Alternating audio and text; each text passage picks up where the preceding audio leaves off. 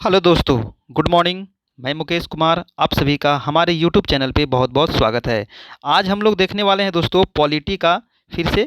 जो पिछला हुआ था मौलिक अधिकार और आज होगा क्या, नीति निर्देशक तत्व। और ये है आज आपका 8वां दिन। और इसके पहले 7 वीडियो हो चुका है, वो आप नहीं देखे हैं तो हमारे प्लेलिस्ट में जाइए, जो आपको सभी क्रम से मिल जाएगा। और इस वीडियो के नीचे भी आपको लिंक दे दिया जाएगा, जहाँ से आप आराम से देख सकते हैं।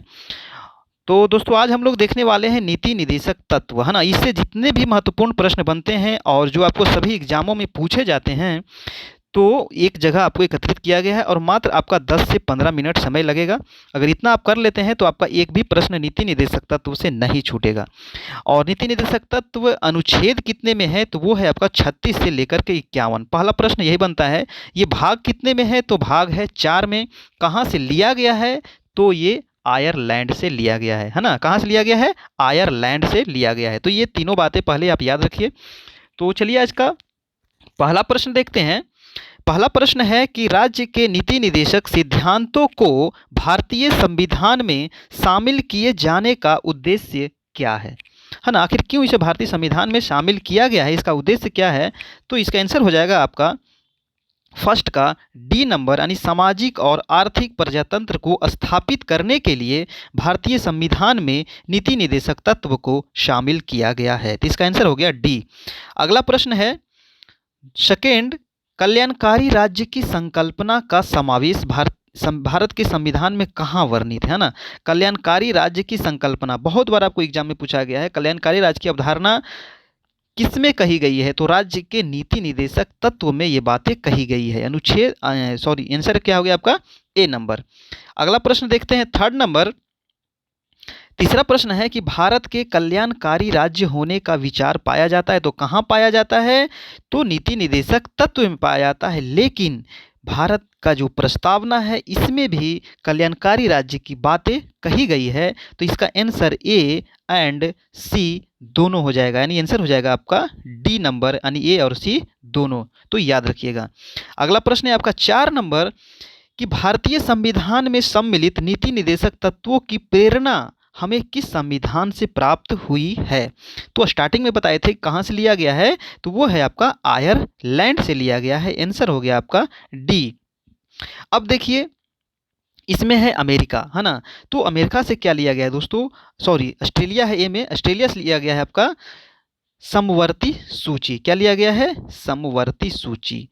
सूचियां हमारे संविधान में कितने प्रकार की हैं, 3 सूचियां हैं। संघ सूची, राज्य सूची, समवर्ती सूची। संघ सूची जो है जिसमें कानून कौन बनाता है, केंद्र सरकार। राज्य सूची में कानून कौन बनाएगा, तो राज्य सरकार। लेकिन समवर्ती सूची में दोनों मिलकर बनाते हैं। अमेरिका से क्या लिया गया दोस्तों, तो अमेरिका से आपको लिया गया है मौलिक अधिकार, है ना। क्या लिया गया है, मौलिक अधिकार, जो आपको बार बार पूछा जाता है। फ्रांस से क्या लिया गया है, तो फ्रांस से आपको जो प्रस्तावना में जो बातें कही गई है, जो शब्द लिखा गया है बंधुत्व, स्वतंत्रता, समानता, ये बातें कहाँ से ली गई है, तो आपका फ्रांस से लिया गया है। आयरलैंड से क्या लिया गया है, तो नीति निर्देशक तत्व। तो ये पूरा आप चारों याद रखिएगा, बार बार आपको पूछा जाता है। अगला प्रश्न है आपका 5 नंबर। नीति निर्देशक सिद्धांत है ना, एक वाद योग्य है या वाद योग्य नहीं है, मौलिक अधिकार है या कोई नहीं। तो नीति निर्देशक तत्व है जो ये आपको वाद योग्य नहीं है, यानी आंसर हो गया आपका बी नंबर। ठीक है। अगला प्रश्न देखते हैं 6 नंबर। समान कार्य के लिए समान वेतन भारत के संविधान में सुनिश्चित किया गया है। ये कहाँ सुनिश्चित किया गया है, समान कार्य के लिए समान वेतन, तो वो है राज्य के नीति निर्देशक तत्व में ये बातें कही गई है, समान कार्य के लिए समान वेतन। और ये अनुच्छेद कितने में है, तो अनुच्छेद दोस्तों 19 के क में ये बातें कही गई है। अनुच्छेद 39, 19 नहीं 39 में 3 प्रकार की बातें कही गई है, जिसमें अनुच्छेद 39 के क में समान कार्य के लिए समान वेतन की बात कही गई है। तो ये याद रखिएगा। अगला प्रश्न है आपका 7 नंबर प्रश्न है कि निम्नलिखित में से कौन सा राज्य के नीति निर्देशक तत्व में निहित है ना। वो कौन सा राज्य के नीति निर्देशक तत्व में निहित है, तो क्या हो जाएगा आपका पुरुषों और स्त्रियों दोनों का समान कार्य के लिए समान वेतन हो, है ना। कोई भी भेदभाव नहीं किया जाएगा, चाहे वो पुरुष हो या स्त्री हो, दोनों को समान कार्य के लिए समान वेतन दिया जाएगा। ये आपको नीति निर्देशक तत्व में निहित है ना। ये बातें लिखी गई है, ठीक है। आंसर क्या हो गया आपका डी नंबर। अगला प्रश्न है आपका 8 नंबर।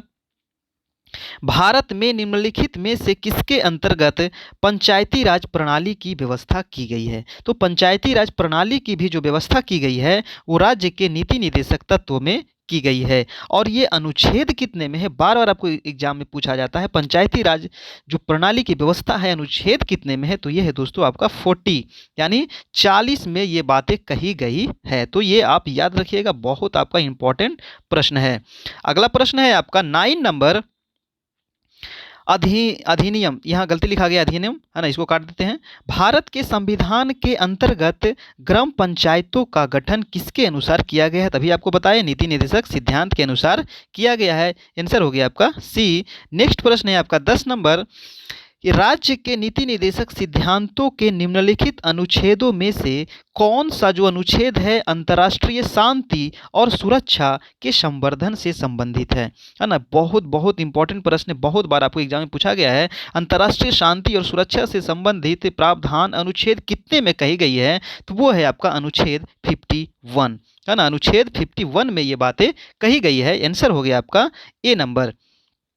अब देखिए अनुच्छेद 48, ये भी आपको एग्जाम में पूछा जाता है कि अनुच्छेद 48 के क में क्या कहा गया है? तो क में है दोस्तों पर्यावरण का संरक्षण। बहुत बार आपको एग्जाम में पूछा गया है पर्यावरण के संरक्षण, उसके संवर्धन और वन्य एवं वन्य जीवों की रक्षा का प्रावधान अनुच्छेद 48 के क में किया गया है। अगर आपको आता है तो ठीक है, नहीं आता है तो आप एक बार इसको जरूर नोट कर ले। और क्योंकि जो आप नोट कर लेते हैं ना तो आप कभी नहीं भूलते हैं, तो एक बार जरूर लिखने का प्रयास करें तो ज़्यादा अच्छा रहेगा। और देखिए अनुच्छेद 45 में क्या कही गई है? तो 45 में कही गई दोस्तों कि बालकों के लिए निःशुल्क और अनिवार्य शिक्षा। ये भी आपको बार बार एग्जाम में पूछा जाता है, तो आप याद रखिएगा। और 41 में क्या कहा गया है? 41 भी आपको कभी कभी पूछा जाता है। तो कुछ दशाओं में काम, शिक्षा और लोक सहायता पाने का अधिकार, है ना। कुछ दशाओं में काम, शिक्षा, लोक सहायता पाने का अधिकार अनुच्छेद 41 में कही गई है। और जो एक क्वेश्चन था कि अंतर्राष्ट्रीय शांति और सुरक्षा का संवर्धन किस में है? तो 51। तो ये सभी अनुच्छेद को आप याद रखिएगा। अगला प्रश्न है आपका 11 नंबर। संविधान के किस अनुच्छेद के द्वारा उद्योगों के प्रबंधन में कर्मचारियों की भागीदारी का प्रावधान किया गया है ना। तो इसका आंसर क्या हो जाएगा दोस्तों? 43 का ए नंबर, है ना। 43 का ए में कही गई है कि उद्योग के प्रबंधन में जो कर्मचारी की भागीदारी का प्रावधान कितने में किया गया है? तो 43 का ए। आंसर हो गया आपका बी नंबर, ठीक है। 45 आपको बता दिए, ठीक है। और 47 में क्या कहा गया है? पोषाहार स्तर, जीवन स्तर को ऊंचा करने तथा लोक स्वास्थ्य का सुधार करने। देखिए 47 में ही मद्य निषेध भी कहा गया है ना। तो मद्य निषेध आपको बार बार एग्जाम में पूछा जाता है। मद्य निषेध से संबंधित बातें अनुच्छेद कितने में कही गई है? तो वो है आपका 47। तो ये बातें याद रखिएगा। अगला प्रश्न देखते हैं। 12 नंबर प्रश्न है कि निम्नलिखित में से कौन संविधान के 42वें संशोधन द्वारा नीति निर्देशक तत्व में नहीं जोड़ा गया है ना। 42वें संविधान संशोधन कब हुआ था? तो 1976 में हुआ था, है ना। और इसमें कौन सा नीति निर्देशक तत्व में नहीं जोड़ा गया था वो आपको बताना है। तो क्या हो जाएगा दोस्तों? सी नंबर, यानी समान आचार संहिता बातें नहीं जोड़ी गई थी। क्या जोड़ी गई थी? तो ये भी याद रखना है। शोषण से बच्चों एवं वयस्कों की सुरक्षा, समान न्याय तथा निःशुल्क कानूनी सलाह और उद्योगों के प्रबंधन में श्रमिकों की भागीदारी। तो ये तीनों बातें जोड़ी गई थी। और जो कौन नहीं जोड़ी गई थी? तो समान आचार संहिता। आंसर हो गया आपका सी। अगला प्रश्न हम लोग देखते हैं 13 नंबर। 13 प्रश्न है कि निम्नलिखित में से कौन एक राज्य के नीति निर्देशक तत्व नहीं है? तो कौन सा नहीं है? मद्य निषेध अभी आपको बताया कितने में था? अनुच्छेद 47। गौ संरक्षण, है ना।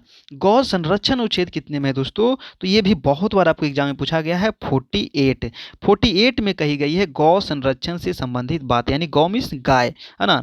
और 40 है आपको पर्यावरण संरक्षण। पर्यावरण की बातें अभी आपको बताए थे 48 के क में पर्यावरण के संरक्षण से संबंधित बातें कही गई थी, है ना। तो ये सभी आपको एग्जाम में पूछा जाता है। तो कौन नीति निर्देशक तत्व में नहीं है, तो आंसर हो जाएगा आपका डी नंबर, यानी 14 वर्ष की आयु के बच्चों को निःशुल्क शिक्षा जो है ये आपको मौलिक अधिकार में कही गई है ना। मौलिक अधिकार में ये बातें कही गई है। और अनुच्छेद कितने में कही गई है, तो 21 के क में ये बातें कही गई है, जो आपको बहुत बार एग्जाम में पूछा जाता है ना, कि 6 से 14 वर्ष के बच्चों को अनिवार्य एवं निःशुल्क शिक्षा का प्रावधान अनुच्छेद कितने में कही गई है, तो वो है आपका अनुच्छेद 21 के क, जो मौलिक अधिकार के अंतर्गत आता है। तो ये सभी बातें याद रखिएगा। अगला प्रश्न है आपका 14 नंबर, निम्न में से कौन राज्य के नीति निर्देशक सिद्धांतों में सम्मिलित नहीं है। देखिए फिर से आ गया, कौन सा नहीं है, तो मद्य निषेध अभी आपको बताए, है ना। काम का अधिकार आपको अभी बताए, काम का अधिकार कितने में है, तो 41, अनुच्छेद 41 में कही गई है काम का अधिकार। सी है आपका समान कार्य हेतु समान वेतन, ये भी अनुच्छेद कितना में कहा गया है, तो अनुच्छेद 39 के क में कहा गया है, ठीक है। और सभी आ रहा है किस में अंतर, मद्य निषेध था 47, सब नीति निर्देशक तत्व के अंतर्गत आ रहा है। लेकिन सूचना का अधिकार जो है दोस्तों, ये नीति निर्देशक तत्व में नहीं है। तो आंसर क्या हो गया हमारा, डी नंबर। सूचना का अधिकार जो अधिनियम है, राइट टू इन्फॉर्मेशन, ये कब से लागू हुआ है, तो ये डेट आपको बार बार एग्जाम में पूछा जाता है, तो याद रखिएगा 12 अक्टूबर 2005 से ये लागू हुआ है ना। तो ये याद रखिएगा, सूचना का अधिकार।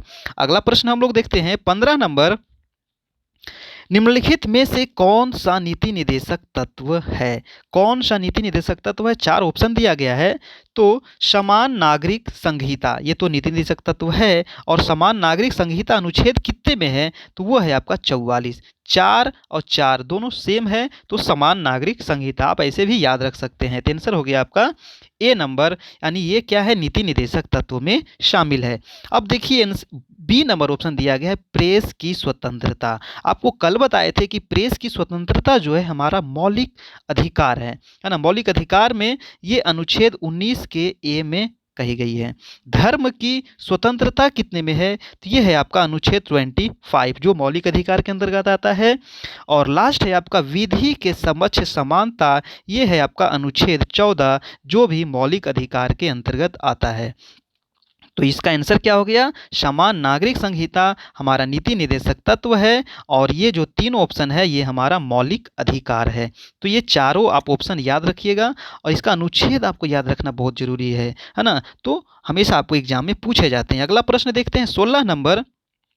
दोस्तों अगर आपको वीडियो ये अच्छा लगा हो, अच्छा लग रहा हो, तो प्लीज़ एक लाइक ज़रूर कीजिएगा। और अभी तक हमारे चैनल को सब्सक्राइब नहीं किए हैं तो ज़रूर से सब्सक्राइब कर ले और बेल आइकन प्रेस कर ले, क्योंकि इसके बाद जो आपका वीडियो आएगा वो आएगा मौलिक कर्तव्य से संबंधित।